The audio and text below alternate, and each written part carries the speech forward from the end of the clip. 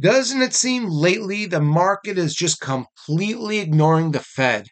As inflation continues to subside, the Fed futures continue to creep away from the probability of a rate cut. We have carefully analyzed the current and prior Fed cycles, including taking a hard look at not only the economic reports like the PCE, but also the stock and bond markets. Armed with this information and preparing for the eventual reversal, we're going to look at the last major rate cut cycle. What was different? What signals should we look out for? What's most likely going to happen with the stock market? The PCE, personal consumption expenditure, is a primary measure of consumer spending and the rate of inflation. As a result of the Fed's massive interest rate hikes, inflation continues to steadily decline. Today's report is no different, as the inflation rate now sits at a multi-year low of 2.4%. The core PCE excludes food and energy, the more volatile components of the inflation report, and is actually the Fed's preferred gauge of prices. Core PCE now stands at a multi-year low of 2.8%. Given both the PCE and core PCE have approached the Fed's 2% target, it would seem logical that a Fed cut could be in our future.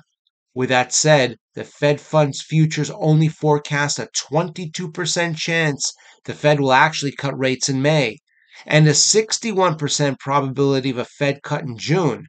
More interesting, we can see that over time, the chances of a Fed cut continue to diminish. In fact, during the month of February alone, the odds of a Fed cut will not happen have risen from 0 to 37%.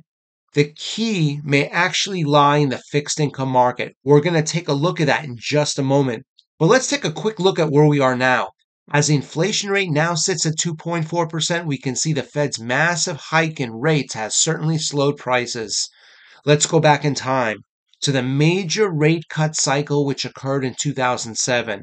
At this time in mid-07, the Fed started to cut rates when inflation was actually a bit higher than where we are now. One benefit of currently relatively low rates of inflation is strong stocks. The stock market continues to surge to new highs as prices subside, despite the fact we still have high rates. In the early days of 2008, stocks were also very strong. In fact, the stock market only began to crumble when inflation fell to levels similar to today, around 2.7%. But as the pros say, as stocks watch corporate earnings, the bond market watches the economy. Currently, the 10-year U.S. Treasury bond continues to charge higher, defying all odds. But here's the key. Notice how the bond market behaved in 2007, even before stocks began to fall.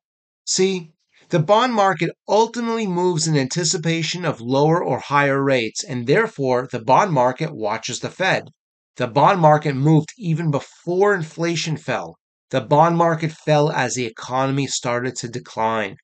For this, we can consider a different economic metric, such as employment. Here we see the non-farm payroll measured on a year-over-year basis noticeably declined in '07, even while stocks did not waver. So the moral of the story is as follows. The Fed will not cut rates, not yet, but this will only be the result of lower inflation and as well a weakening economy, not one or the other. The bond market watches the Fed and in turn will ultimately give us a signal when the Fed is ready to move. At the moment, bond yields are strong, which tells us we're just not there yet. At the moment, the non-farm payroll on a year-over-year basis is treading water. Perhaps the economy is just still strong enough for the Fed not to make a move. There's actually more evidence of resilience in our economy. We covered it in our GDP report. Here we analyze exactly what the Fed said. Their confidence in consumer spending and non-residential investments are good reasons why the Fed may just not be ready to cut yet. We'll throw a link up for that video here. By the way, construction spending will be reported, and we'll be sure to be back with any significant updates on that account.